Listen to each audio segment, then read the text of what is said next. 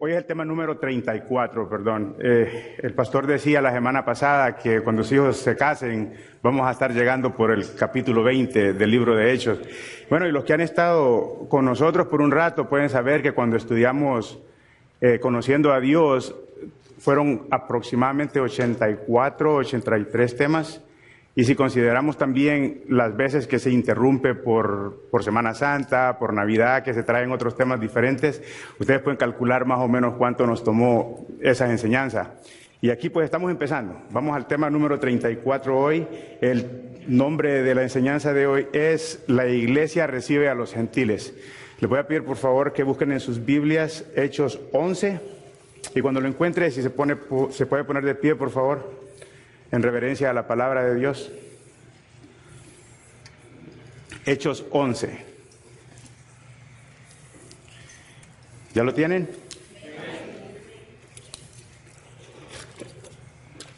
Oyeron los apóstoles y los hermanos que estaban en Judea que también los gentiles habían recibido la palabra de Dios. Cuando Pedro subió a Jerusalén, disputaban con él los que eran de la circuncisión, diciendo: ¿por qué has entrado en casa de hombres incircuncisos y has comido con ellos?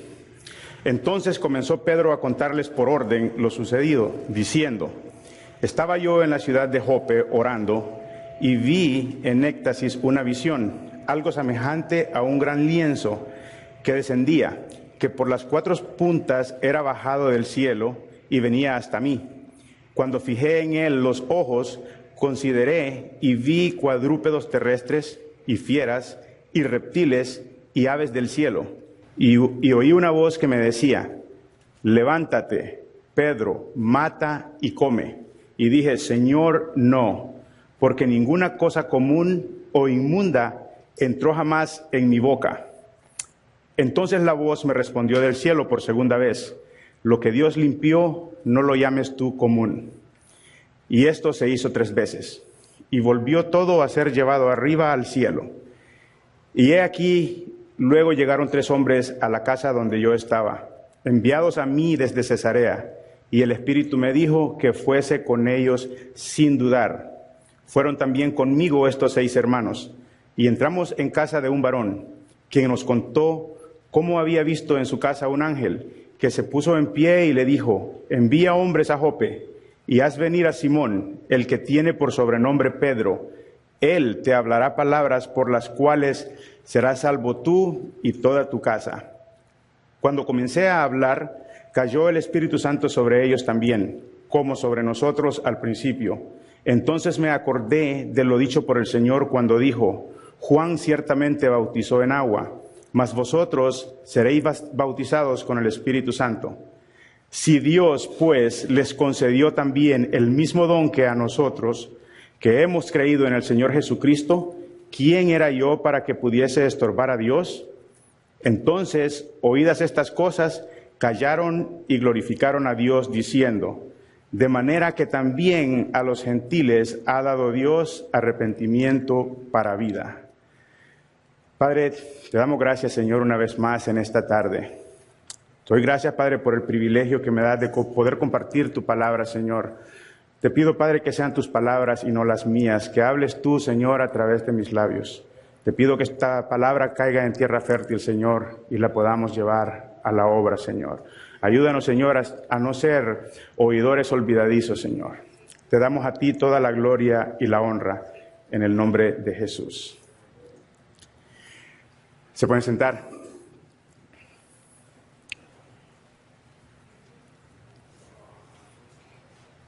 La porción bíblica que acabamos de leer, si ustedes estuvieron acá la semana pasada o si oyeron la predicación, los que no estuvieron, pueden ver que es bastante similar a lo que se usó la semana pasada. Hay unas pocas variantes. Aquí es Pedro explicándole a los hermanos en Jerusalén lo que había sucedido en Cesarea. El capítulo anterior, el capítulo 10, es Lucas relatando lo que había sucedido.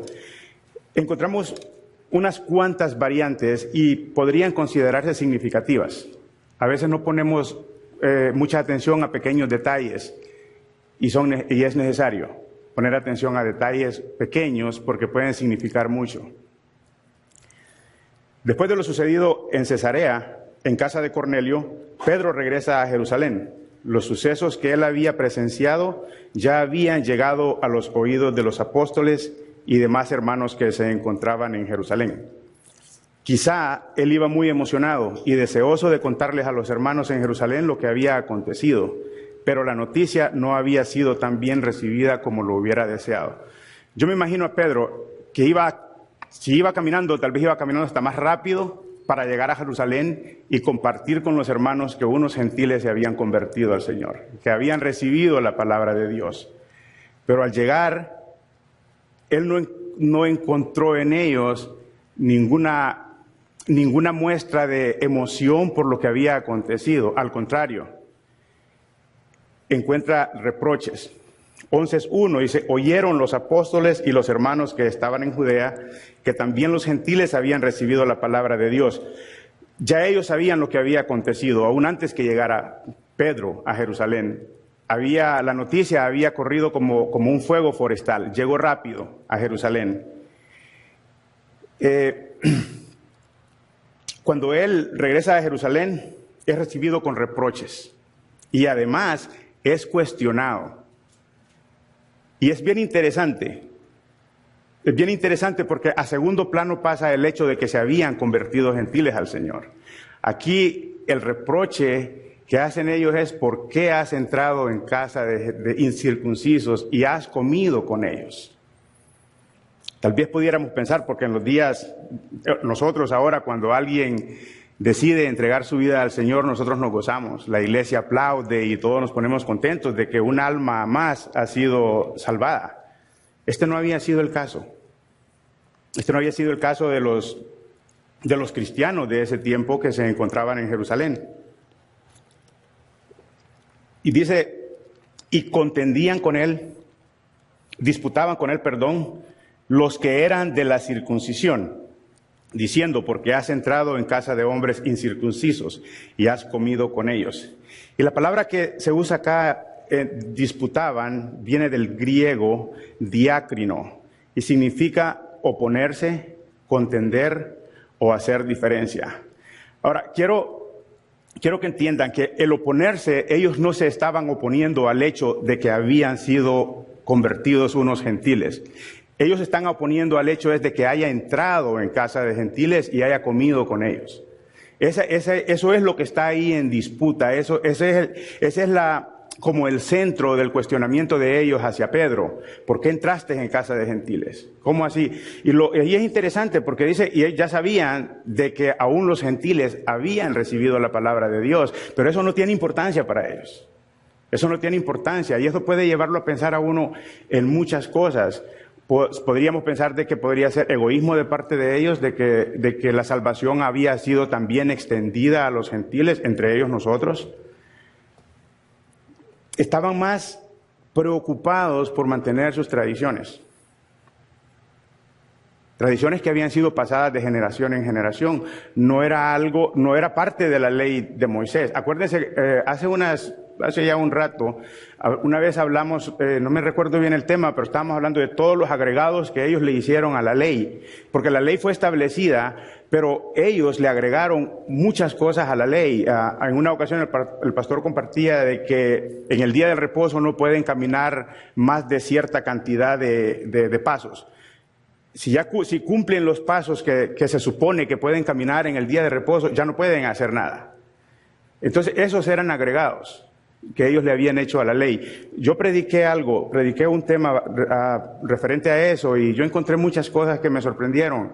Y era, si alguien trabajaba como secretario o algo, no podía escribir más de cierta cantidad de palabras en el día de reposo. Y así muchas limitaciones, pero esas limitaciones habían sido hechas por el hombre. Ellos mismos se las habían agregado como subleyes a la ley. Tenían el día del reposo, que había que guardar el día del reposo establecido por el Señor, pero ellos habían agregado otras subleyes, por decirlo de alguna manera, que no habían sido prescritas por el Señor, sino que fueron leyes dadas por hombre. Posiblemente este recibimiento no tomó por sorpresa a Pedro. Él no creo que él se haya sorprendido, ya que también él mismo pensaba así antes de haber tenido la revelación de parte de Dios. Pedro también era judío. Los que estaban acá también eran judíos. Entonces Pablo también era regido por las mismas tradiciones, por las mismas costumbres, por las mismas leyes. Entonces, que ellos hayan hecho esto con él, no creo que lo haya tomado por sorpresa a él. Estos hermanos demandaban una explicación de Pedro por su conducta mostrada en Cesarea. No me cabe duda que si no hubiera sido Pedro el que fue a la casa de Cornelio y hubiera sido otro, Pedro lo hubiera confrontado de la misma manera que él estaba siendo confrontado.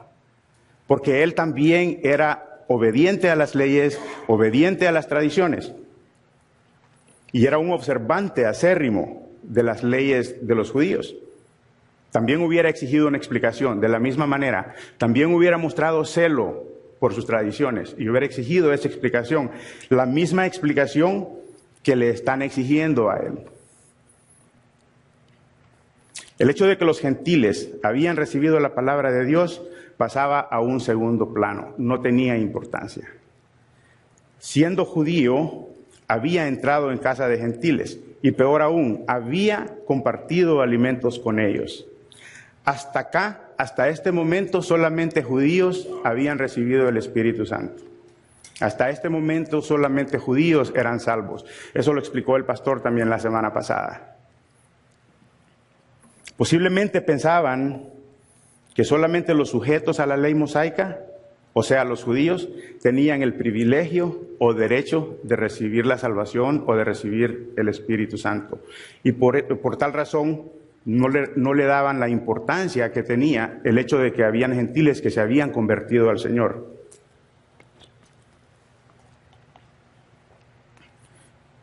Es posible también que ellos hayan confrontado a Pedro de esta manera porque pensaron que Pedro había obrado por su propia cuenta, que él había ido a la casa de Cornelio por su propia decisión. O simplemente era egoísmo de parte de ellos. La salvación solo era para ellos y no había por qué llevársela a los gentiles. Cuando Pedro subió a Jerusalén, disputaban con él los que eran de la circuncisión. La iglesia había sido fundada en Jerusalén, no mucho tiempo atrás. Y por decirlo de alguna manera, la base de operaciones de la iglesia se encontraba en Jerusalén. Como digámoslo así, como la iglesia madre, la oficina central se encontraba en Jerusalén. Entonces Pedro subió. Si usted tiene la Reina Valera, usted vio que ahí dice Pedro trae reporte a Jerusalén, donde comienza el capítulo 11. Entonces Pedro subió y venía a reunirse con los hermanos que se encontraban en la ciudad. Lucas dice, disputaban con él los que eran de la circuncisión. Ok. Todos eran judíos, entonces todos eran circuncidados. Pero ¿por qué Lucas hace esta como una aclaración? Disputaban con él los que eran de la circuncisión, si todos los judíos son circuncidados. Es curioso que Lucas lo haya puesto de esta manera.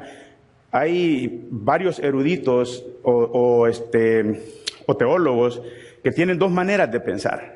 Hay unos que dicen que al decir los que eran de la circuncisión se refería simplemente al grupo que Pedro le estaba entregando el informe de lo que había sucedido.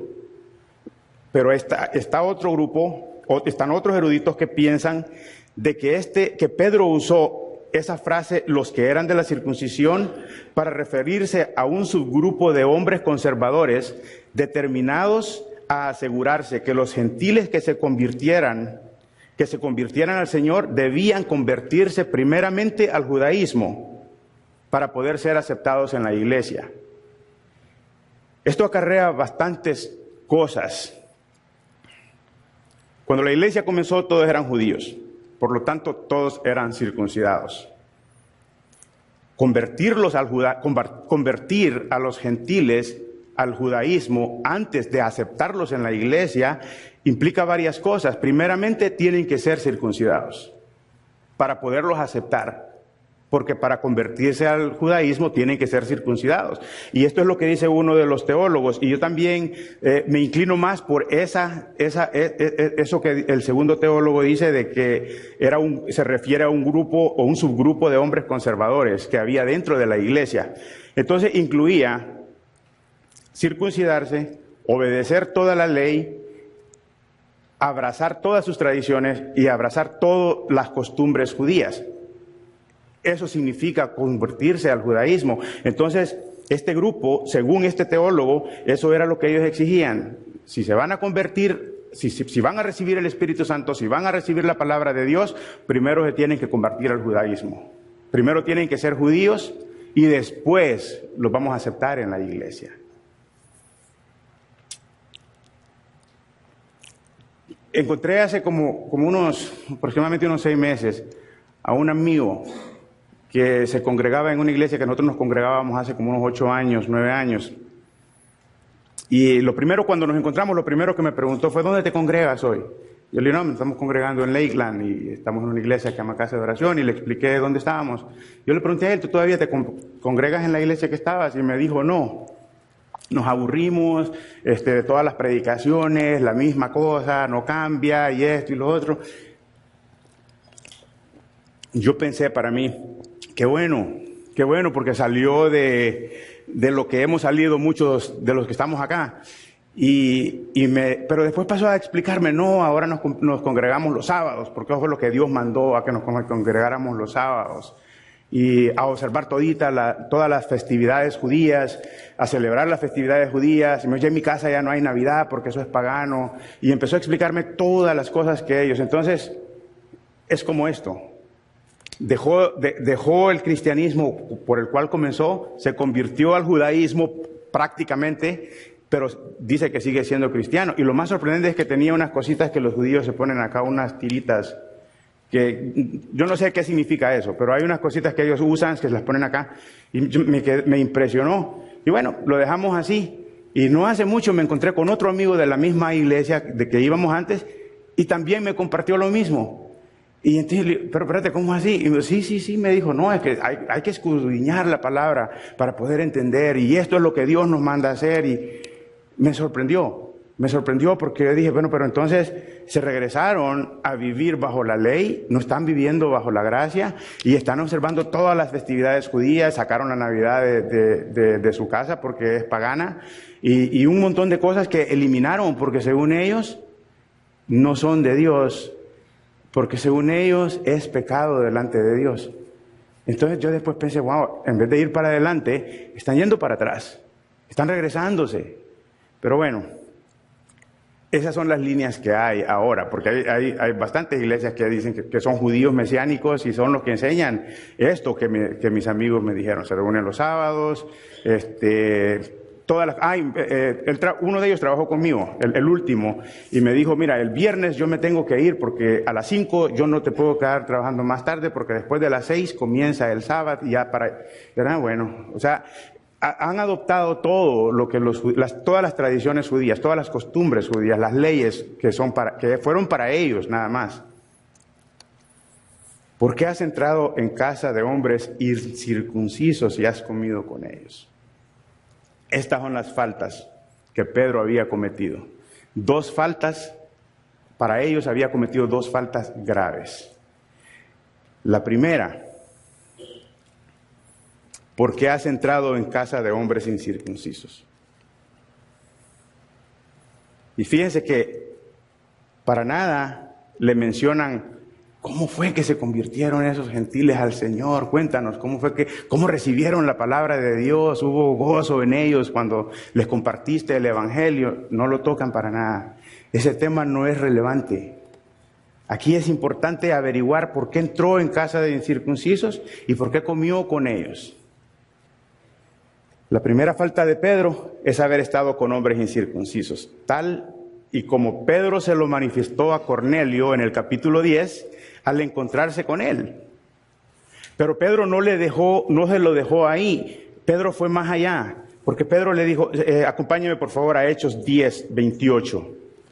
Están ahí cerca.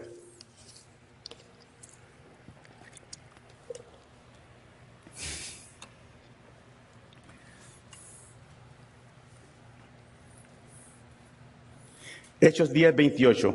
Y les dijo, este es Pedro hablando con ellos, con Cornelio: vosotros sabéis cuán abominable es para un varón judío juntarse o acercarse a un extranjero.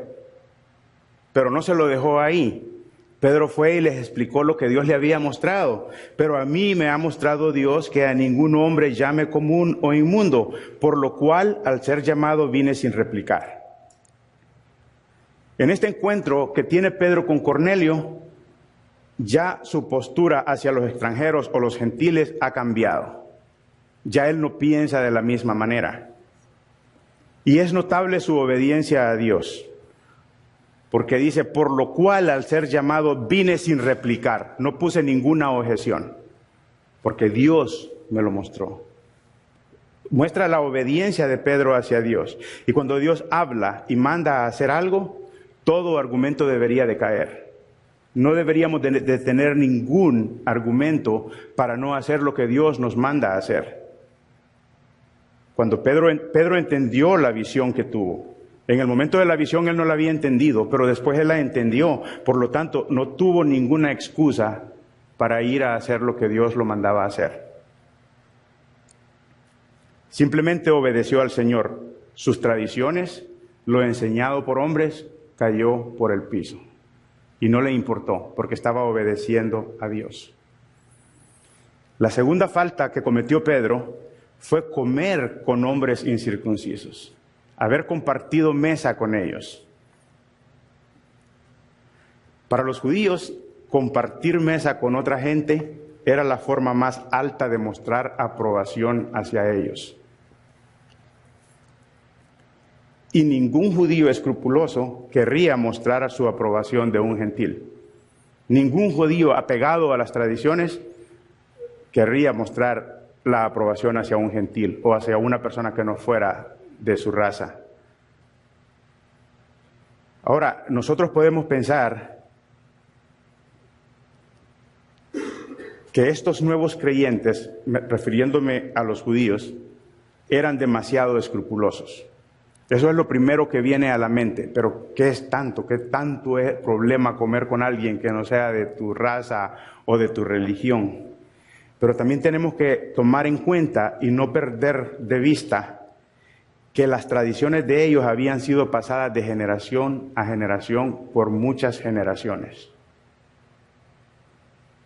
Y no es sino hasta que Dios viene y rompe con todas las tradiciones y cambia el corazón del hombre.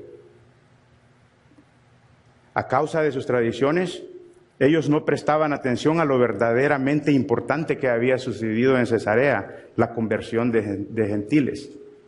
No celebraban que otras almas habían sido salvadas, porque estaban apegados a sus tradiciones. Aquí tenía importancia que Pedro había violado sus tradiciones.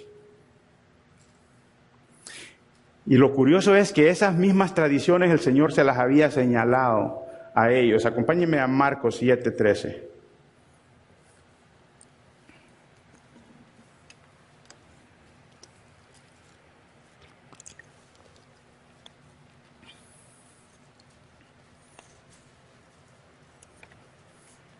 Marcos 7:13, invalidando la palabra de Dios con las tradiciones que habéis transmitido.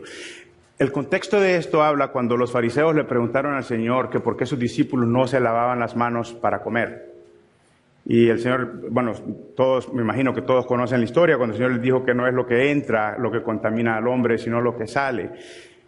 Y después el Señor les dice, invalidan la palabra de Dios con sus tradiciones que habéis transmitido. En el versículo 3, más atrás dice, porque los fariseos y todos los judíos, aferrándose a la tradición de los ancianos, si muchas veces no se lavaban las manos, no comen. O sea, aferrándose a la tradición de los ancianos, algo que había sido pasado a ellos de generación en generación. Para Pedro, pudo haber sido fácil entender esta reacción de parte de los creyentes judíos, dado que antes de entender con claridad la visión, él era del mismo pensar. O sea, Pedro era igual a ellos.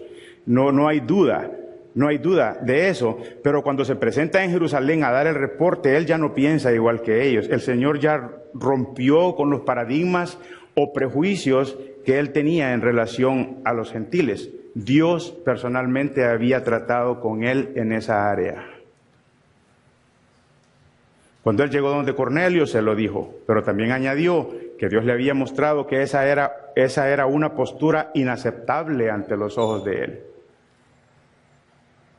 Aquí Pedro ya había entendido que la visión que tuvo no tenía nada que ver con la comida.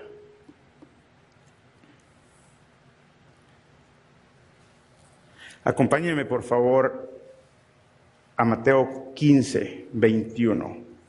Y vamos a tocar unos encuentros que el Señor Jesús tuvo con gentiles durante su ministerio terrenal. Y el Señor conocía la ley, conocía las tradiciones, Él conocía todo. Pero no fue a algo que Él se aferró para no obrar en favor de gentiles. ¿Ya está ahí? Mateo 15, 21. Saliendo Jesús de allí, se fue a la región de Tiro y de Sidón. Y he aquí una mujer cananea que había salido de aquella región clamaba, diciéndole, Señor, Hijo de David, ten misericordia de mí. Mi hija es gravemente atormentada por un demonio. Pero Jesús no le respondió palabra. Entonces, acercándose sus discípulos, le rogaron, diciendo, despídela, pues da voces tras nosotros. Él respondiendo dijo, no soy enviado sino a las ovejas perdidas de Israel. Entonces ella vino y se postró ante él, diciendo, Señor, socórreme. Respondiendo él dijo, no está bien tomar el pan de los hijos y echarlo a los perrillos. Y ella dijo, sí, Señor, pero aún los perrillos comen de las migajas que caen de la mesa de sus amos. Entonces, respondiendo Jesús, dijo, oh mujer, grande es tu fe, hágase contigo como quieres. Y su hija fue sanada desde aquella hora. Esta mujer no era del pueblo de Israel. En el versículo 24 lo establece. No soy enviado sino a las ovejas perdidas de la casa de Israel. O sea, tú no eres de la casa de Israel. Mas, sin embargo, ¿qué hizo el Señor? Obró en su favor. Al ver su fe, el Señor le concedió lo que ella pedía, por lo que ella clamaba. Otro ejemplo lo encontramos en Mateo 8. Acompáñenme, por favor, a Mateo 8.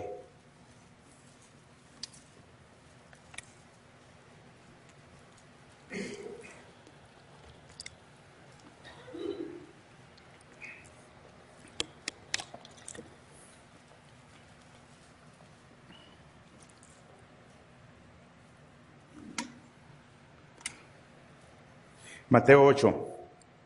Entrando Jesús en Capernaum, vino a él un centurión, rogándole y diciendo, Señor, mi criado está postrado en casa, paralítico, gravemente atormentado. Y Jesús le dijo, yo iré y le sanaré. Respondió el centurión y dijo, Señor, no soy digno de que entres bajo mi techo. Solamente di la palabra y mi criado sanará. Porque también yo soy hombre bajo autoridad y tengo bajo mis órdenes soldados. Y digo a este, ve y va, y al otro, ven y viene, y a mi siervo, haz esto y lo hace. Al oír Jesús se maravilló y dijo a los que le seguían, de cierto os digo que ni aún en Israel he hallado tanta fe. Y os digo que vendrán muchos del oriente y del occidente y se sentarán con Abraham e Isaac y Jacob en el reino de los cielos. Mas los hijos del reino serán echados a las tinieblas de afuera. Ahí será el lloro y el crujir de dientes. Entonces Jesús dijo al centurión, ve y como creíste te sea hecho. Y su criado fue sanado en aquella misma hora. Dos ejemplos en los que el Señor tuvo contacto con gentiles y obró a favor de ellos. Y no porque desconociera las tradiciones judías, no porque desconociera las costumbres de los judíos. Si el Señor hubiera necesitado razones para no hacer nada por el centurión, por la mujer cananea, pensando como nosotros pensamos, Él hubiera encontrado razones. O como pensaban los judíos. Las razones le hubieran sobrado. La mujer cananea era gentil, y eso es abominable para los judíos, acercarse a extranjeros. El centurión romano también era gentil, y no solamente eso, sino que pertenecía al imperio que había oprimido al pueblo de Dios. Pero esta no era la manera de pensar del Señor. Entonces, ¿por qué razón los judíos, ahora discípulos del Señor, le daban tanta importancia al hecho que Pedro hubiera entrado en casa de gentiles y comido con ellos, y le restaban importancia al hecho de que estos gentiles habían recibido la palabra de Dios? No le preguntaron cómo había sido la conversión de estos, sino que preguntaron por qué has entrado en casa de incircuncisos y comido con ellos. En primer lugar, podemos considerar, ellos desconocían lo que Dios le había revelado a Pedro a través de la visión, porque hasta aquí Pedro no ha hablado. Pedro está escuchando lo que le están diciendo y él no ha hablado. Entonces ellos desconocían totalmente la visión que Pedro había tenido. En segundo lugar, estaban poniendo sus tradiciones por encima de todo, aún por encima de lo que Dios podía hacer a través de ellos. O se estaban aferrando a lo que dice Mateo 10:5. A estos 12 envió Jesús y les dio instrucciones, diciendo: por camino de gentiles no vayáis, y en ciudades samaritanos no entréis, sino id antes a las ovejas perdidas de la casa de Israel. Esta restricción de no ir por camino de gentiles y no entrar en ciudades samaritanos estaba limitada a esa misión. Fueron los primeros 12, la primera misión que el Señor los envió. Entonces, esta restricción no era perpetua, no era una restricción para que se perpetuara. De ser así, ¿de qué manera se hubiera llevado a cabo la Gran Comisión? Si el Señor hubiera establecido esa restricción perpetuamente, entonces, ¿cómo se podía llevar a cabo la Gran Comisión? Era como contradecirse a él mismo, como que la palabra de Dios se contradijera sola. Es imposible. Pedro ya había entendido que la salvación no era exclusiva de los judíos, que la salvación estaba también disponible para todo aquel que creyera que Dios había dado su Hijo unigénito en rescate de todos, que el Dios de Israel ahora sería también el Dios de todos los que invocaran su nombre. Ya no era exclusivo de ellos. A partir de la conversión de Cornelio y su casa, los discípulos del Señor ya no serían solamente judíos, sino que incluiría a todas las razas sobre la tierra. Lo que había sido anunciado en a Abraham en Génesis 12:3, bendeciré a los que te bendijeren y a los que te maldijeren maldeciré, y serán benditas en ti todas las familias de la tierra. Todas las familias de la tierra. Dios ya lo había establecido. ¿Cómo pues alguien querría cambiar el rumbo de lo que Dios ya había determinado? No se puede. Nadie puede cambiar el rumbo de lo que Dios ya dijo, lo que Dios ya estableció. Cuando les dio la gran comisión, les dijo: id y haced discípulos a todas las naciones. No los limitó solamente a la nación judía, a todas las naciones. Entonces, ¿cómo ellos pretendían llevar a cabo la gran comisión si iban a poner estas restricciones? Si se iban a aferrar a sus tradiciones, entonces, ¿de qué manera iban a alcanzar a los que no eran judíos? Si no se podían mezclar con ellos, no podían estar ni cerca de ellos. Era imposible, pero Dios no se había equivocado en lo que Él había establecido. Este mismo error en que se encontraban estos primeros cristianos puede ser un error en que usted y yo podríamos estar cayendo. Tal vez dándonos cuenta o tal vez sin darnos cuenta. Y no me refiero que podemos pensar que ciertas personas, dado el grado de su maldad, Dios no los puede alcanzar. Esto ya lo deberíamos de tener bien claro. Para Dios no hay nada imposible. Esto debería estar impregnado en nosotros, que no importa la maldad de alguien, Dios lo puede alcanzar. Así como nos alcanzó a nosotros. De la misma manera puede alcanzar a quien Él quiera. Para Dios no hay nada imposible. O podemos pensar a veces que ciertas personas no son merecedoras de la salvación, como que si la salvación fuera por merecimiento. Si fuera así, tampoco nosotros fuéramos salvos. Tampoco nosotros la hubiéramos obtenido. Sean nuestras tradiciones o nuestros propios prejuicios. Especialmente en este país, donde hay diversidad de nacionalidades y muchas veces nos formamos un estereotipo sobre cierta nacionalidad. Escuchen bien esto, porque aquí habemos de muchas nacionalidades. Nos formamos un estereotipo sobre cierta nacionalidad. En el mundo esto podría considerarse normal, pero dentro del cuerpo de creyentes esto no debería de existir. Desafortunadamente existe. Y no me refiero acá en la iglesia de nosotros, porque gracias a Dios aquí yo no lo he visto. En otras iglesias lo he visto, se forman prejuicios en cuanto a una nacionalidad, hay grupitos que son solo de esa nacionalidad y no se mezclan con los grupitos de otra nacionalidad. Yo lo viví en carne propia en una iglesia. Yo no cabía ahí porque todos eran de otra nacionalidad. El único salvadoreño era yo. Y no cabía, y no me tomaban en cuenta, es que ni me dirigían la palabra. Entonces yo dejé de ir a la iglesia. Y estaba recién convertido. Y es un daño que se puede hacer. Si yo hubiera pensado, bueno, si eso es la iglesia, pues ¿para qué sigo yendo, no? Pero no, o sea, dejé de ir a esa iglesia. Pero eso puede hacerle daño a muchas personas. Yo tenía como 3 meses de haberme convertido y mi esposa me dijo, tienes que ir a los estudios, fundamentos bíblicos, eran unas clases, tienes que ir a las clases de fundamentos bíblicos, tienes que ir, y yo le dije, bueno, voy a ir. Empecé a ir, la primera reunión, bueno, voy a volver. La segunda reunión llegué a la calle y sabes que yo no vuelvo ahí. Y me dijo, ¿por qué? Yo no quepo ahí. Todos son de una nacionalidad y a mí ni me hablan, ni me toman en cuenta, y si me saludan es porque me los encuentro y ya no tienen otra opción que saludarme, pero en realidad eso puede hacer mucho daño. Como dije ahora, acá no es el caso y gracias a Dios por eso. De verdad que sí, gracias a Dios por eso. Cuando para Dios todos somos iguales. Y gracias a Dios que Él no hace distinción de clase social, de nacionalidad, de raza, ni de preparación académica. Dios no toma en cuenta eso. Para Él todos somos iguales. Ahora la pregunta es, ¿miramos nosotros a todos iguales? Y aquí es a los creyentes y a los no creyentes. No podemos mirar de menos a nadie, no podemos hacer a nadie menos que nosotros. Ahora yo pregunto, si se nos presenta la oportunidad de predicarle a una persona completamente tatuada, con tatuajes hasta en los ojos, ¿le predicamos o tenemos prejuicios?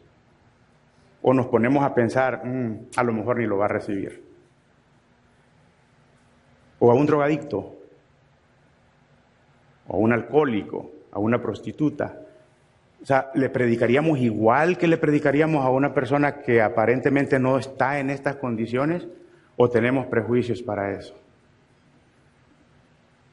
Es una pregunta para que cada uno de nosotros se la conteste. A veces pensamos que no tenemos prejuicios. A veces pensamos que no somos selectivos con las personas. Y es peligroso que estemos haciendo totalmente lo contrario a lo que Dios dice.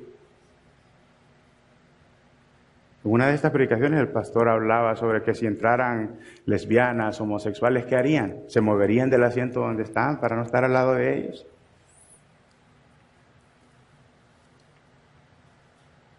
¿O es que una persona que esté completamente tatuada, o un alcohólico, o un drogadicto, no califica para ser alcanzado por Dios, cuando el que hace la obra es Dios y no nosotros? Versículo 4, Hechos 11. Entonces comenzó Pedro a contarles por orden lo sucedido, diciendo, estaba yo en la casa de Jope orando y vi en éxtasis una visión, algo semejante a un gran lienzo que descendía, que por las 4 puntas era bajado del cielo y venía hasta mí. Cuando fijé en él los ojos, consideré y vi cuadrúpedos terrestres y fieras, y reptiles y aves del cielo. Y oí una voz que me decía, levántate, Pedro, mata y come. Y dije, Señor, no porque ninguna cosa común o inmunda entró jamás en mi boca. Entonces la voz me respondió del cielo por segunda vez, lo que Dios limpió, no lo llames tú común. Y esto se hizo 3 veces. Y volvió todo a ser llevado arriba al cielo. Y he aquí luego llegaron 3 hombres a la casa, donde yo estaba, enviados a mí desde Cesarea, y el Espíritu me dijo que fuese con ellos sin dudar. Fueron también conmigo estos 6 hermanos. Entramos en casa de un varón, quien nos contó cómo había visto en su casa un ángel, que se puso en pie y le dijo: envía hombres a Jope y haz venir a Simón, el que tiene por sobrenombre Pedro. Él te hablará palabras por las cuales serás salvo tú y toda tu casa. Esto es prácticamente todo lo que había acontecido en el capítulo 10. Pero aquí es Pedro relatándoselo a los hermanos en Jerusalén. Y si ustedes notan, aquí hay una variante. En el versículo 4 él dice: él te hablará palabras por las cuales serás salvo tú y toda tu casa. Eso no se encuentra en el relato de Lucas. Pedro no se muestra defensivo en su conducta en Cesarea ante el cuestionamiento de los hermanos en Jerusalén. Cuando usted no ha hecho nada malo y alguien lo confronta, es la reacción así como pasiva. La reacción de Pedro fue pasiva. Él no se molestó por lo que lo estaban cuestionando, él no se puso defensivo, no se puso a la defensiva, que qué, por qué, qué les interesa, que yo, nada, él en ningún momento mostró nada de esas actitudes. Él les relata todo lo que sucedió en Cesarea, lo cual había sido pura obra de Dios. Nada de él, todo había sido pura obra de Dios. Todo lo sucedido había sido orquestado por Dios. Dios había arreglado todo. No fueron las circunstancias creadas por Dios que habían cambiado el corazón de Pedro para empezar hacia los gentiles. Pienso yo que Pedro esperaba que ellos también, al escuchar lo que Pedro les decía, compartieran también su cambio de corazón cuando escucharon que Dios aceptó a los gentiles. Pero el hecho que hayan, vuelvo y repito lo mismo, que los gentiles hayan recibido la palabra de Dios, a ellos no los había movido para nada. Estaban pegados en sus tradiciones y estaban, como decimos en El Salvador, patinando en el mismo charco. Y no se salían de ahí. Y eso era lo que más les importaba, que les respondiera eso. ¿Por qué entraste en casa de gentiles? ¿Por qué comiste con ellos? Cualquiera en el lugar de Pedro se hubiera mostrado ofendido por las preguntas formuladas por sus hermanos, especialmente sabiendo, como él lo sabía, que había obrado en obediencia a lo que Dios le había mandado hacer. Pedro no había hecho nada por su cuenta, simplemente obedeció a Dios y hizo lo que Dios le pidió que hiciera. Lo que Pedro les relató fue lo mismo relatado en Lucas, con unas variantes. Lucas no menciona que fueron 6, Lucas no da un número. Lucas dice que unos hermanos de Jope le acompañaron, pero Pedro sí dice, Pedro dice que eran 6. Dice, y me dijo que fuese con ellos sin dudar. Fueron también conmigo estos 6 hermanos. O sea, en la forma que Pedro lo expresa, estos 6 hermanos, es porque están ahí también con él, en el momento de él estar entregando el reporte. Dice, fueron conmigo también estos 6 hermanos, los cuales serían testigos de todo lo que había acontecido, porque estuvieron con Pedro en el momento que Pedro fue a visitar a Cornelio.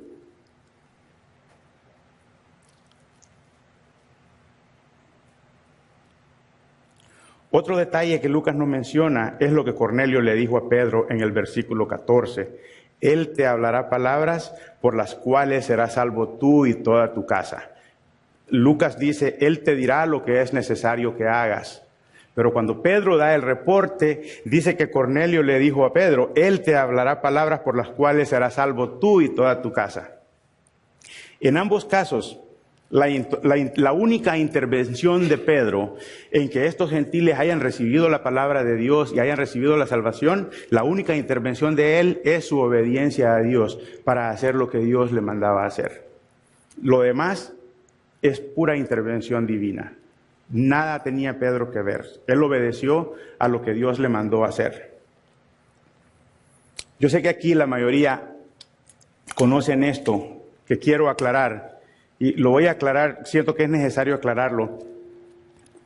Si ya lo saben, pues qué bueno, y si no lo sabían, pues qué bueno.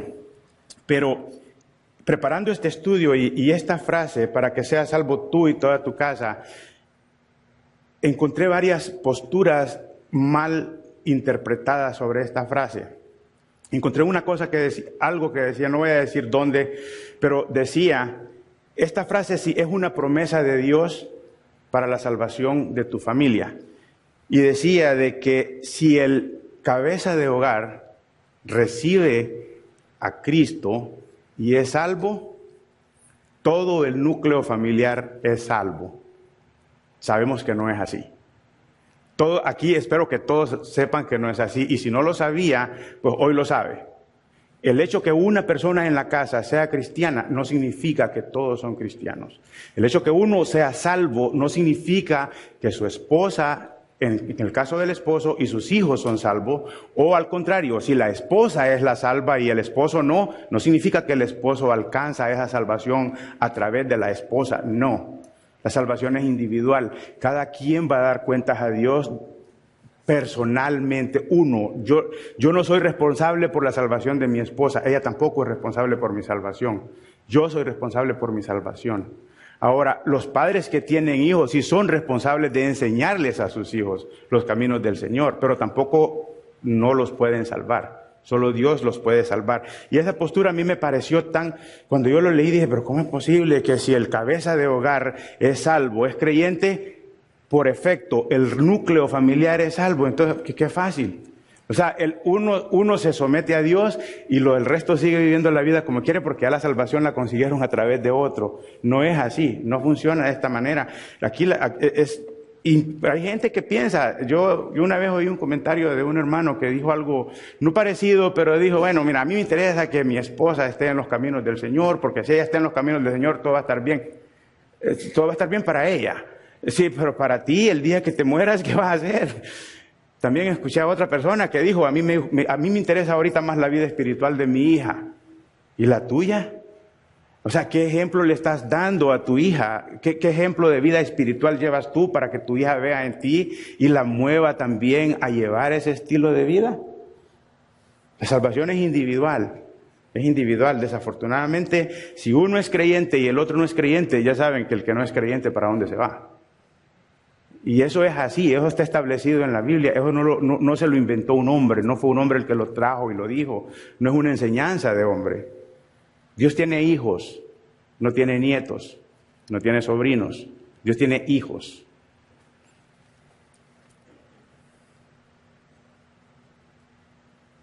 Para que haya salvación, y esto el pastor lo compartía la semana pasada, para que haya salvación, el evangelio tiene que ser compartido. Y no solamente el evangelio tiene que ser compartido, también tiene que haber un receptor.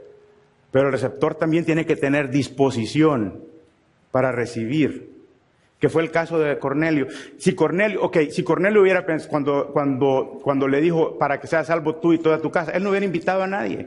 Él se hubiera quedado solo, bueno, ya recibo yo la salvación y mi casa la recibe también. Entonces no me preocupo, no. Pero él sabía la importancia de que ellos también recibieran el mensaje de salvación que Pedro les traería, y los convocó a sus familiares y amigos íntimos, y los convocó para que ellos también recibieran ese mensaje de salvación que venía para él.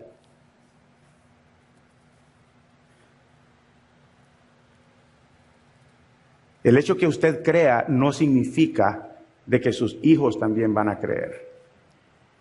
Para los esposos, el hecho que el esposo crea no significa que la esposa también va a creer, y también al revés. El hecho que la esposa cree, eso no es automático. Cada quien va a ser responsable, cada quien tendrá que dar cuentas a Dios. Todos tenemos que dar cuentas a Dios. Versículo 15 de Hechos 11. Y cuando comencé a hablar, cayó el Espíritu Santo sobre ellos también, como sobre nosotros al principio. De la misma manera, Dios no fue más especial cuando cayó el Espíritu Santo sobre los apóstoles, sobre los judíos, no. De la misma manera, dice, cayó el Espíritu Santo sobre ellos también como sobre nosotros al principio. Este es Pedro dándole el reporte a los hermanos en Jerusalén. Entonces me acordé de lo dicho por el Señor cuando dijo, Juan ciertamente bautizó en agua, mas vosotros seréis bautizados con el Espíritu Santo. Si Dios pues, escucha esto, si Dios pues les concedió también el mismo don que a nosotros, que hemos creído en el Señor Jesucristo, ¿quién era yo que pudiese estorbar a Dios? De la misma manera que el Espíritu Santo fue derramado sobre ellos en el día de Pentecostés, había sido derramado sobre los gentiles en Cesarea. La defensa de Pedro era esta, que todo lo sucedido era pura obra de Dios. Esa era su defensa. Él no puso argumentos de él, que venían de él. De la misma manera que Dios bendijo a Pedro y los demás apóstoles en el día de Pentecostés, había bendecido a Cornelio y a los demás gentiles que estaban ahí ese día. Con esto, Dios dejaba claro que ama a los gentiles con el mismo amor que ama a los creyentes judíos. En ese momento, después de la explicación de Pedro, negarse a aceptar los gentiles en la iglesia sería estorbar a Dios, oponerse a su voluntad. Pedro ya lo había entendido muy bien, que él no era nadie para estorbar a Dios. Entonces, oídas estas cosas, callaron y glorificaron a Dios diciendo: de manera que también a los gentiles ha dado Dios arrepentimiento para vida. Callaron. Primeramente callaron. Ese silencio que ocurre como cuando le dicen algo y usted lo está digiriendo y está pensando, déjame analizar bien esto, y no da respuesta porque teme a dar una respuesta equivocada. Ese fue el silencio que ocurrió aquí. Callaron, se quedaron en silencio. Y dice, ellos respondieron con silencio a todo lo expresado por Pedro. Ese silencio que a veces se necesita para poder digerir algo tan grande, tan profundo. Pero cuando entendieron el significado de todo lo que Pedro les acababa de compartir, su silencio pasó rápidamente a alabanza. Glorificaron a Dios. De manera que también a los gentiles ha dado Dios arrepentimiento para vida. Suena como un poco incrédulo cuando dice de manera que esto es así. Suena como un poco de incredulidad. Y no era para menos. Después de haber existido por tantos años la separación de los gentiles por parte de los judíos, Dios en un solo movimiento echaba por tierra todas sus costumbres o tradiciones. Ya no había separación. Ya para Dios todos éramos iguales. Dios había abierto la puerta que antes negaba la entrada a los gentiles. Con la visión de Pedro y la aceptación de gentiles en la iglesia primitiva, Dios preparaba el camino para llevar a cabo la gran comisión. Y gracias a la fidelidad de los primeros creyentes, nosotros también fuimos alcanzados. Obedecieron lo que Dios les mandó, aunque en muchos casos eso significó dejar por un lado las tradiciones. Tradiciones que solamente se cumplen en lo exterior y que posiblemente satisfacen el ego. Dios no está interesado en lo externo de nosotros. Las tradiciones son las cosas que están a la vista del hombre, lo que el hombre ve. A Dios no le interesa. Como dije hace poco, gracias a Dios que Él no ve nuestra condición, que Él no ve nuestra apariencia física, Él no ve nuestro estatus social, Él no ve nada de eso. Gracias a Dios. Y eso es lo que las tradiciones hacen. Si, no sé aquí cuántos fueron católicos, pero muchas veces en El Salvador, especialmente en la época de Semana Santa, los católicos que pagan promesas que hacen, que si Dios hace algo ellos van a hacer, y toda la gente los ve. Y yo pienso, yo nunca hice nada de eso, pero yo pienso de que no es tanto por pagar la promesa que hicieron, sino que porque los vean y se van dando azotes, o si no, yo vi en varias ocasiones que llevan unas velas de cera bien grandes, encendidas, y las llevan así, y toda la cera derretida les va cayendo así en la mano, y van caminando hasta que llegan a la iglesia. Esas son tradiciones. Pero ¿qué satisface esa tradición? El ojo de los que están alrededor. A Dios no le interesa eso. A Dios le interesa nuestro corazón. Eso es lo que a Dios le interesa. Porque el día que nos paremos delante de Él, de nada servirá. No le podemos decir, Señor, yo me di 20 azotes de tal esquina hasta la iglesia. Eso no nos va a servir de nada. El corazón es el que Dios quiere cambiar. Antes de terminar, les quiero compartir algo que mi esposa me compartió en estos días que estaba preparando esta enseñanza. Y me pareció que iba como un poquito de la mano con la enseñanza. Deje ver si me acuerdo bien de todo, porque era bien largo. Y ustedes saben que las mujeres cuentan todo con detalles. Y para uno de hombre es bastante difícil recordar cada detalle de todas las cosas. Debí tomar notas, debí traerlo acá porque se me va a escapar. Cuando salgamos me va a decir, no dijiste tal cosa. Eso era importante que lo dijeras. No, ella me comentaba que ella conoció un matrimonio en Colombia. El matrimonio ya tenía 10 años, pero 10 años que el matrimonio se casaron acá y en esos 10 años el matrimonio había ido así. Infidelidades, bueno, cuánta cosa se le ocurra por parte del esposo. Y 10 años después de casados, buscaron del Señor. Ella recibió al Señor primero, ella. Y pues a través de ella, él también vino después a los pies del Señor. Y los primeros años de convertidos, el matrimonio mejoraba, pero iba así, pero ya no iba así. Entonces el Señor estaba trabajando en ambos. Y me cuenta mi esposa que la señora le comentaba a mi esposa que en cierta ocasión ella orando, ella se quejaba con Dios del esposo y le empezaba como a reprochar al Señor, a decirle al Señor, mira, no cambia, es lo mismo, es un inmundo, es todo esto. Y que el Señor le habló a ella audible y le dijo, no llames inmundo lo que yo he limpiado. A partir de ahí ella cambió su actitud con el esposo y ese matrimonio se restauró completamente.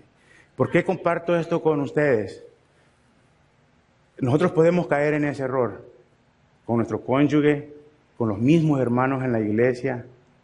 Podemos caer en ese error de pensar que un hermano no es tan limpio como nosotros. Y nosotros no sabemos lo que Dios está tratando en cada uno de nosotros. Nosotros desconocemos qué es lo que Dios está tratando en nosotros. A veces hasta no sabemos qué es lo que Dios quiere tratar en nosotros. Y es peligroso, hermanos, sacar conclusiones así a la ligera y pensar de que un hermano es menos limpio que nosotros, o pensar que un hermano es inmundo porque tal vez le conocemos algún pecado. Y los pecados con los que nosotros luchamos, ¿qué? También están ahí. También tenemos nosotros pecados con los cuales batallamos. Pero Dios nos ha limpiado. Y Dios nos ha lavado a todos con la misma sangre. Entonces no nos da ningún derecho a nosotros juzgar al hermano por algo. No nos da ese derecho. La exhortación que el pastor trajo al principio, cuando él empezó a hablar, yo me fui a ver las notas y yo tenía algo bastante parecido a lo que él habló en mis notas. Y lo voy a terminar de leer porque lo tengo acá. Y